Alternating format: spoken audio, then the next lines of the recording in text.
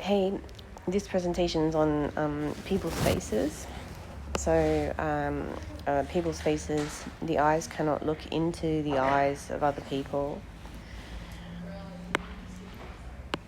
of, let's say random strangers or people that you see for the first time. Not necessarily someone that you know personally. Eyes can only look at one eye at a time. This is because we do not usually look at two eyes. We look at people and have eye contact. So this is to say, because the software is programming the areas of the eyes, it means that the software is programming that two eyeballs are looked at. We are not consciously aware of looking at eye or eyes or two eyes. So we don't usually say, oh, we're looking at eye, but the technology, the software program is doing that. There is an action or intention into our own eyes to achieve eye contact. So the software is programming action into the eye to then look at people's eyes. People's faces are lacking details. The eyes cannot see details of the person's whole face. The eyes are not able to see the nose, eyes, nose, mouth, cheeks, ears, forehead, and chin with the neck or upper body all at the same time. So it's also like, the hair is another thing. The line of sight jumps from body part to body part.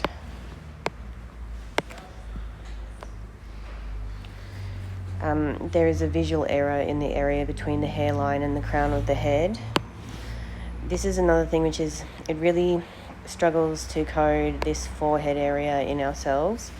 But, So there seems to be some problem in the software between the this part and the forehead. It is as if there is a lack of identification of hair as part of the human face. People in real life, face to face, appear to as if looking at an image of their face rather than sight-seeing humans who have faces. This is to say that their face is recognized as a thing to look at rather than they are human beings. A face match with random strangers.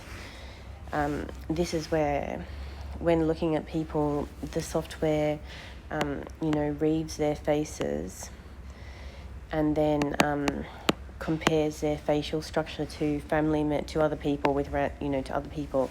So it compares it to family members, friends, people from school, or what they looked like as children and teenagers. One problem that the computer does is that it often codes people from my high school, and I've had to say, but that was like 23 years ago, and those people were actually 15, even though they appear to be, mature, but we were actually teenagers or children. It also codes pictures from past relationships from decades ago into the faces of random strangers on the streets. It codes people who are current sexual attractions to look like other people that we once knew. Those people's faces are matched to members of the public in everyday activities such as going to the shops, walking down the street, catching public transport, and online or media content. Storylines are told about the face matches. So this person's face is the same as your friend at school, so therefore your friend is thinking about you. But, I haven't spoken to that person for 10 or up to 30 years ago. This experience where it's the software is creating a familiarity with other people that I've actually never met, but saying, it looks like your best friend from primary school. disassociation. I think that my understanding was that disassociation is a defense mechanism in which, when a person is under acute stress, their self or their consciousness removes themselves from their body so that they can cope with the stress. And I think it's associated with mental health diagnoses and trauma. But the disassociation that I'm talking about here is artificially induced with technology in the eyes, where it's altering an aspect of the eye to make the sight appear as if it's diverted the sight into a space area here, or sort of here. So if it diverts through this one, it's like looking at something in space there. The substance in the eyes and nerves around the eyes are changed in real time to change the feeling of focus. The eyes move and the focus changes. Example, sitting in a room looking, and then eyes move and there is no more focus within the room. So this is physically happening to the this area of the eyeball. So, I've said here that it's as if, instead of looking at the whole presence in the room, this thing focuses onto this space here, this panel that isn't really there. So it's sort of like looking into another space. This creates a feeling of being disassociated out of or into the eyeballs. So sometimes it feels like the disassociation is occurring out into this area here.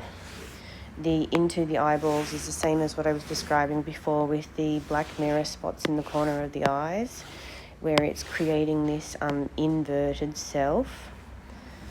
I'll just rub this out because I think it's the black mirror spots are in this area. It's in the lid area and down here, and so this creates this inverted presence within the eyeball. Look at the black mirror spot inside own eyeball. So I've already given instructions on how people can check if they have the black mirror spots in the corner of their eyes. But just to start again, we've got the upper eyelid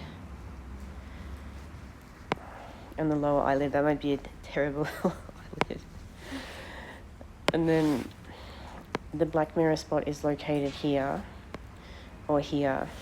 And so if you take your finger and you push your finger into this area,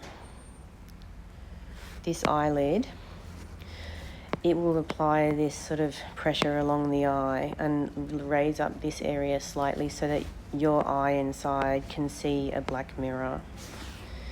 The black mirror is black, and it looks like a panel that's, perfect in mathematical shape, so please excuse this squiggle.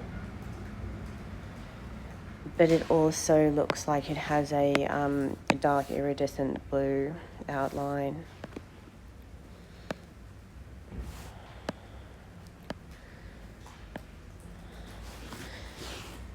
And yet it's in this corner. It's the same as well that if you press on, I'll change that back.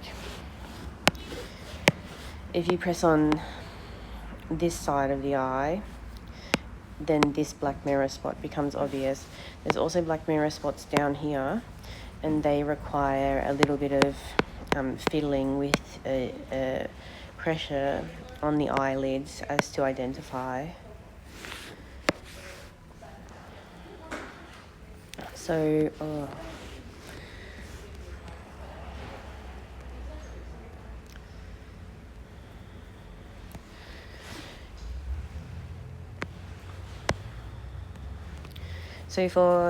and second one on disassociation is, this looks like when someone is looking into a space within their own eyes.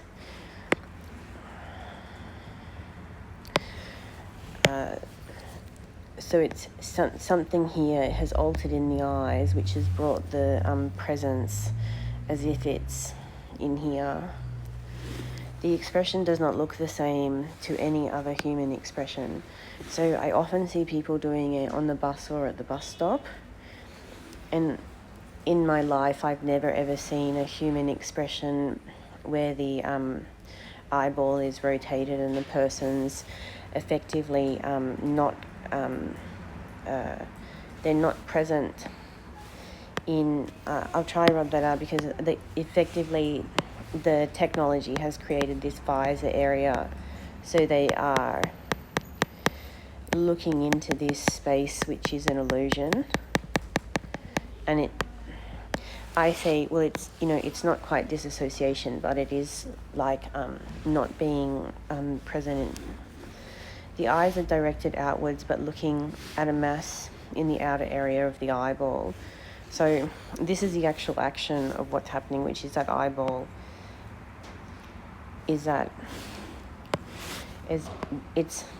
we think there's possibly a lens in this area as well as a black mirror spot, and the brain is programmed over a period of years and to look within to this screen in the eye. Yeah. Which is sort of, it's got a whole set of feelings. I've explained it in the one before. So the focus does look somewhat cross-eyed as well. And the indication was for that it was physical sensations in this area of the eye, and here with a internal rotation. I also suggested that because it's a possibility that this will lead to eyes rotating inwards because of the constant pressure to hold them into that place. The nerves altered, it's the same set area. This is a set area where the I have to check this one out because I can't remember it right now. Because it's a computer program and it's mathematics, it only codes the disassociation in one area. It doesn't code disassociation in any other area. So I think that it's only in this area, leading to an internal, which means that this eye here is experiencing outer visions effectively within its own eye, or it means that it's going across here to this panel here. So the disassociation does not occur anywhere else, nor, I'm not one to ask. I think that you need to ask other people, but I don't know if disassociation actually requires some sort of like consciousness leaving the body. So there is no disassociation like that. It's hallucinations. The substance on the eyes causes hallucinations within the eyeballs, and that can create the visual appearance of hallucinations happening in the space around them. So, for example, we've already talked a lot about how the technology, black mirror spots, lenses which produce images in the eyes, and then it's some sort of, let's say that the image in the eyes is produced at this size, and then it appears as if it's a person standing here. And some of the common hallucinations are the use of TV or movie characters, the use of horror characters, holographic persons, random shapes, often associated with spiritual or pseudo-spiritual or anything associated with consciousness, to trick people. and then it also has shapes. They use images and videos. And then there's also this one which was a substance moving, which is sort of like, it's sort of like this. It was sort of like this.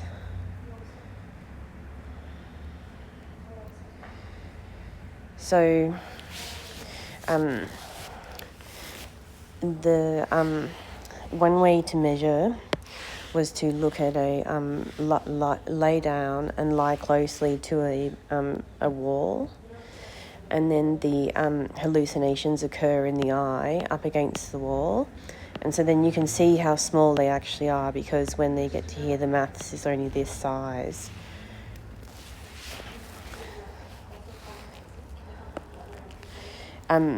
One thing about the hallucinations is that many people are experiencing the feeling of being stalked, and so there's sensations in the back of the shoulders and stuff of somebody being present who's, intimidating and sinister and evil. And so one theory is that the technology is coding the visual hallucinations into the eye to terrify people, while it's also coding the nervous system to experience the feeling of being stalked. And so it's just using terror and horror and pure evil. One other thing is that they used religious hallucinations to make people think that they were having religious experiences. Nanodots moving in patterns in the eyes, and the eyes move and the mass of nanodots moves to realign with the direction that the eyeball has looked at. It's a reforming a lens of nanodots over the line of sight. It's a cluster of dots. So this is like when this eye turns to look at that, it then has this, the mass that was over the eyes, like that's like this. It's smaller than this. So let's say that the actual size of it is about that. When the eye moves, all of these dots then move and then reform over this area of the eye. So there's sensations as it realigns with the direction the eye has looked in. The lines of sight from both eyes looking down into a tunnel. It's looking, so here is the left eye, and this is the area where that mass is, but it also has this aspect which indicates direction, which is that it's directing to look down here. So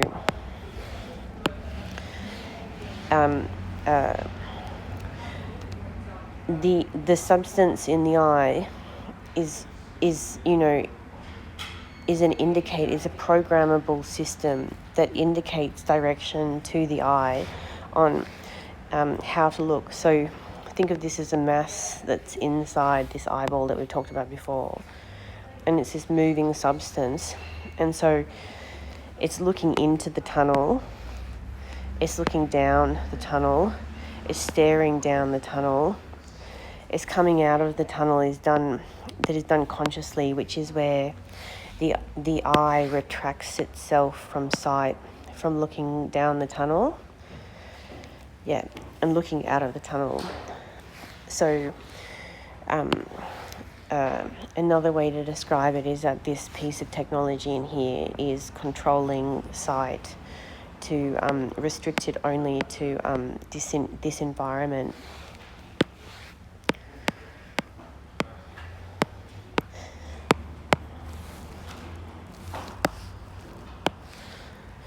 Natural and artificial images. An example is it's a recent screen changes to the camera quality and phones. So this is a Sydney uni, and that on the camera it looks different to what the quality of pictures are taken now. This is taken with a old camera, or not an old camera, it's taken with a different camera. So it's to say that the way that the nanotechnology program images into the eyeballs is based on current screens of iPhones and tablets and computers, whereas the technology is not able to program images like this or like this here at Sydney Uni.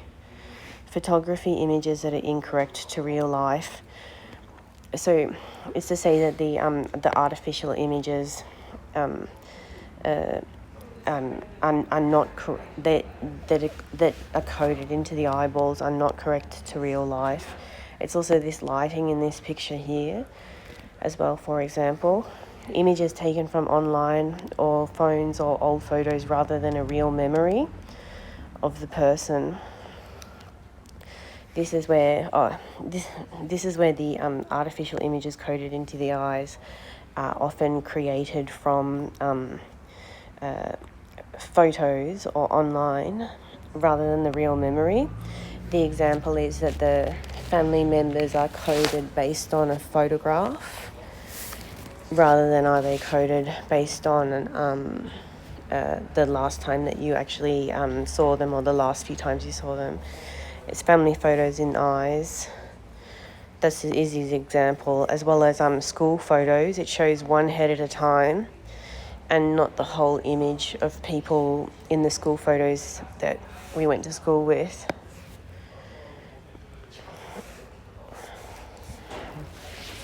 Constant forward motion in eyes. Can't say no. So this technology is in this sort of constant forward motion, and so when the system is saying I'll go and do this, it's nearly impossible to actually say no. Like if it says I'll go buy a coffee, go buy this food, buy these things, it's impossible to say no to it. It's like this whole force that has created this pressure system up here, has altered the ability for, it's taken control of the brain and locked down brains, but it's that the software has taken out the ability to say no. There is a constant forward moving motion out of the eye. The images are constantly moving within this motion. Motion pauses to indicate change of mind. Motion moves forwards in burn hot to indicate anger or hate. The words no cannot be thought inside the head while these images are moving. This is AI image cognition.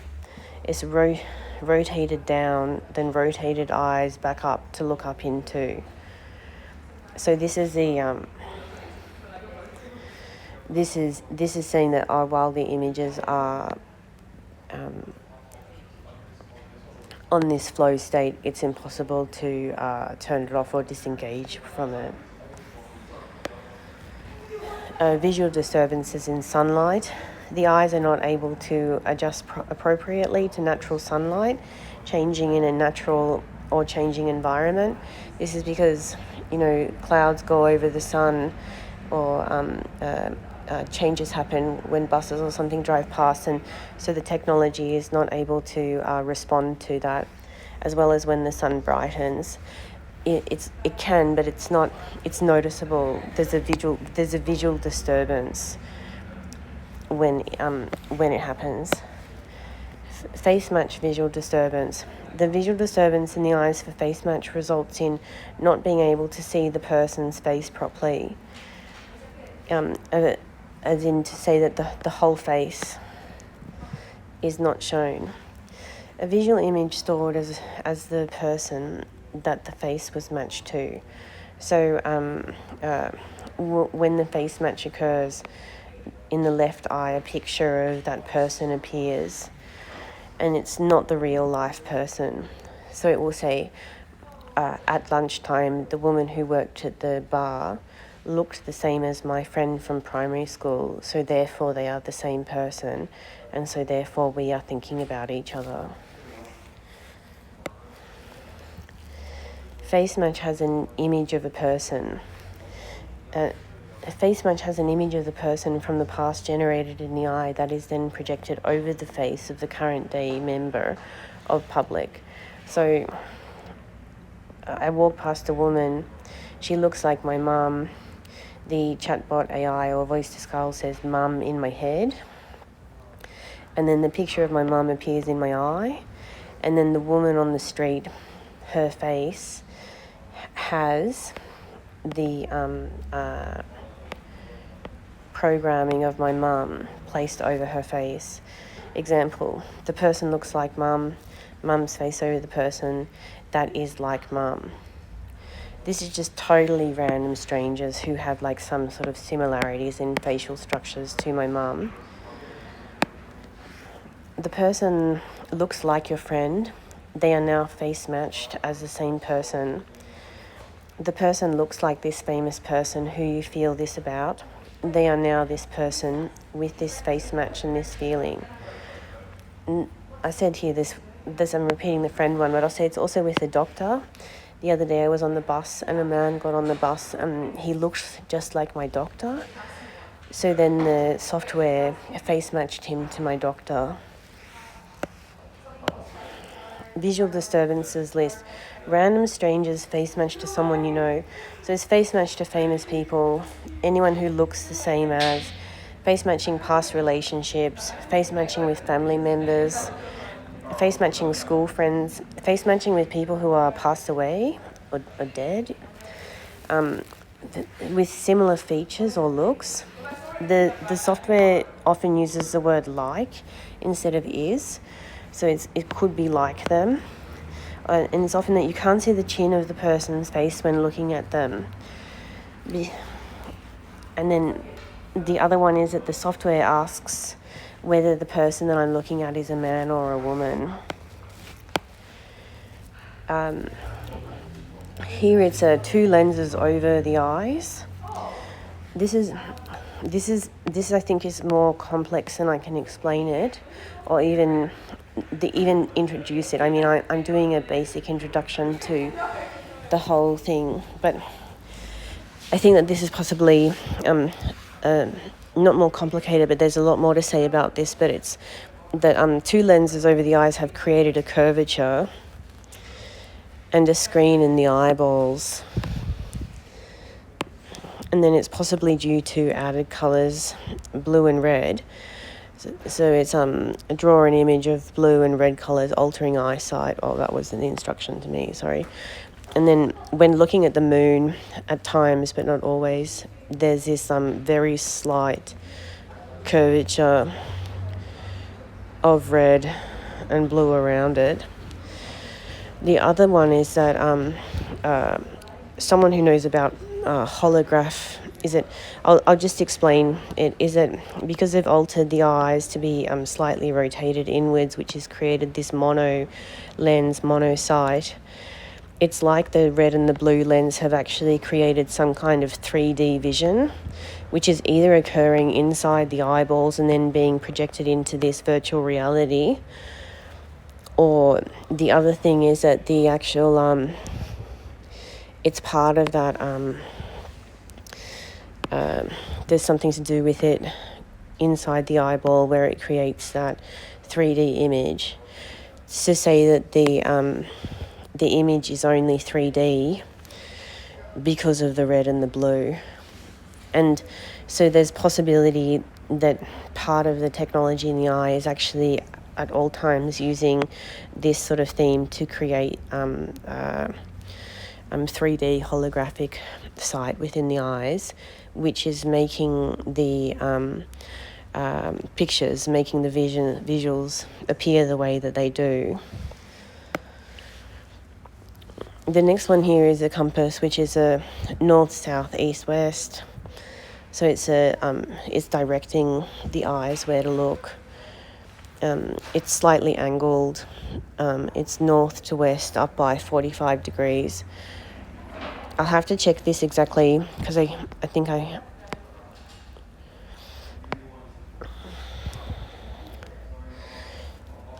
have to check this one. symptoms that appear and disappear in front of medical staff or emergency doctors. It's the symptoms that are consistent, then disappear when attending appointments with medical staff. The symptoms themselves are intelligent, aware, and able to engage with the eyeballs in the moment. It's experiencing extreme eye tiredness when attending emergency, even though before walking into the hospital, the eyes are fine. And it's also that the lights in the hospital are interactive with the technology or whatever's happening with the eyes, causing in the moment symptoms to develop. So as to say, they're not. It's not medical symptoms. It's the software program specifically programming the eyeballs to experience that reality at that time in front of those medical staff, because it does not want the medical staff to know what's happening.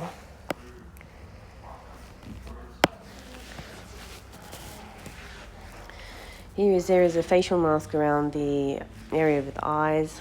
The nerves have been altered as though the eyes are always looking into something. And then this is an illusion of wearing a visor. The area fixation of tissue area to screens of devices, which I've already said. It's like it fixates. Another way to describe the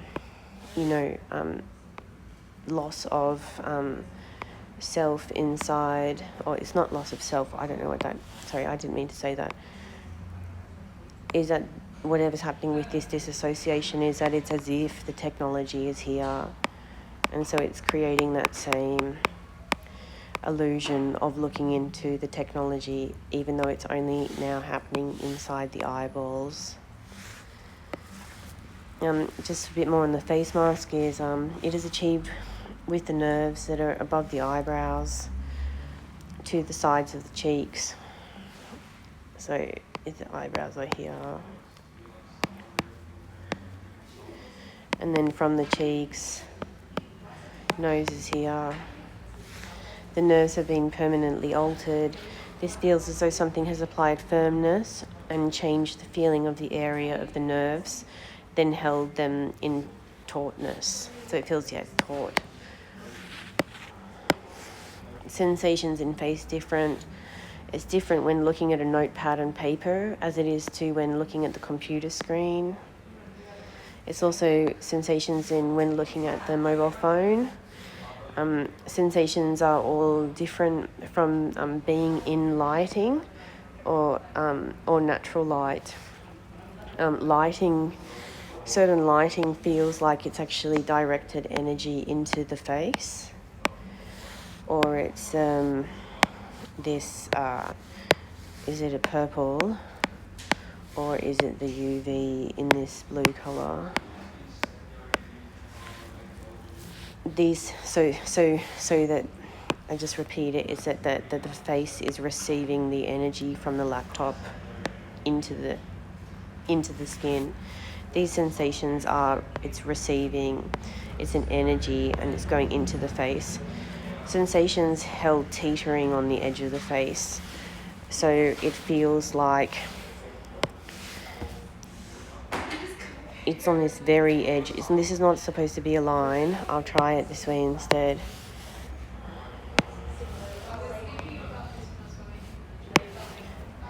It's more,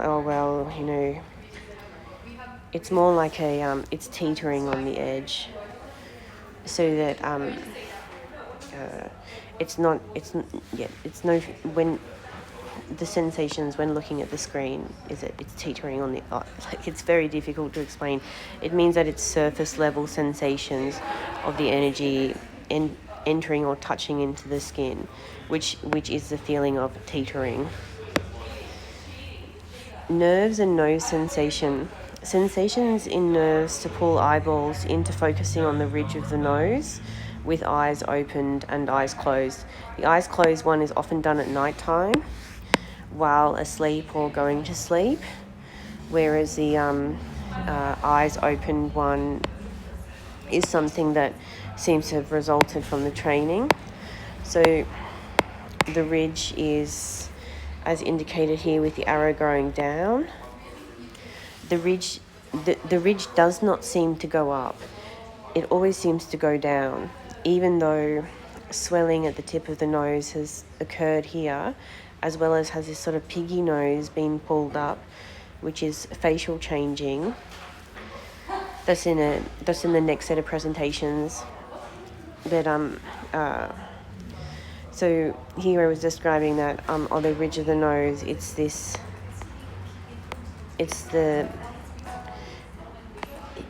area here.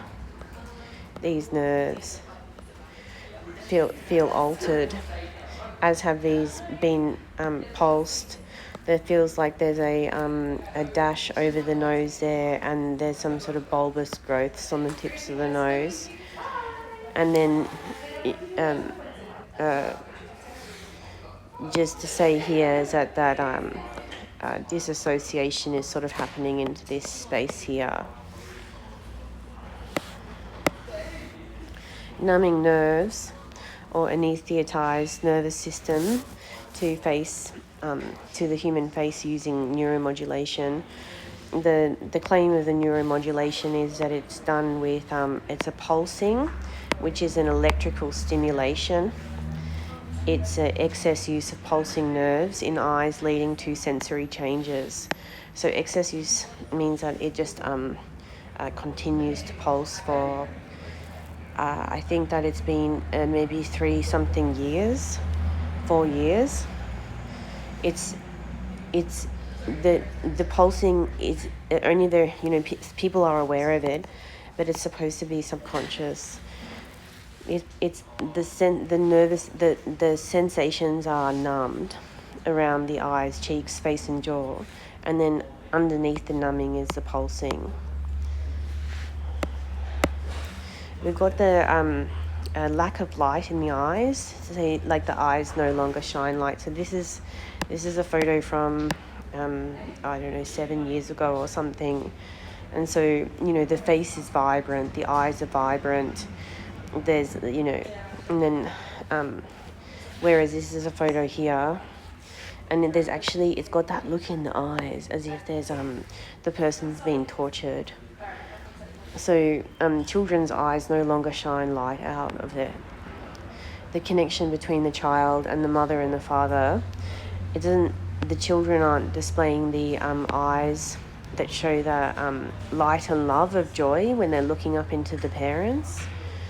And for people who are spiritual or religious or any other types of believers, as well as all other human beings, it's a loss of the light of love of soul, or the consciousness, spirit, or even that brightness that also comes from also highly intelligent people or intelligent people, or the idea that the eyes are the window to the soul. So to say that I think that the nano dust in the eyes have made the eyes sick, lack of light in them. There is a possibility that the substances of nanotechnology, nanodots and nanodust are blocking natural light or nature from entering or exiting through the eyes of children or adults. So it's just to say that the dust that we've talked about, the magnetic, is actually interfering with the ability for light to be received by the brain in the way that it should be. It can seem like this dust makes, I said, it's like blackness in the eyes.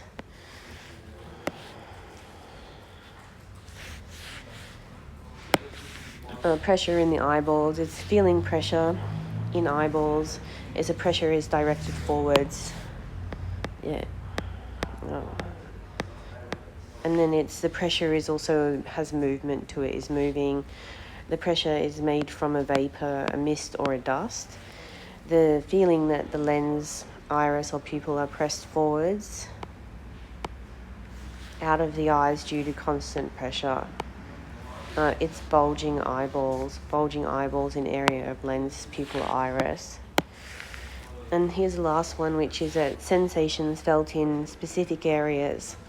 Sensations in the eyeballs, but not the whole eyeball. And sensations create pressure or mild pain or mild irritation that generate awareness of that area of the eye. And the golf ball areas are activated. It's used as a form of communication. I'll talk about this later, but it's the movements that are occurring in the eye are interactive with cognition and outer reality, and the movements in the eye also are engaging with other people in real time. This golf ball area is activated. This refers to my theory or presentation of the idea that the nanotech that's like the design that's grown through the eye, that's probably a very bad drawing. The theory that it's very similar to the shapes of the golf ball. And so when the computer program indicates that it wants the person to look there, it touches that part of the golf ball. And when the computer program indicates that it wants the eye to refocus, it creates that on the golf ball. Or when it's looking at people, it does the triangle face match into the golf ball design. So, yeah, later on we're going to talk about there's like the black mirror spots are here in the corner,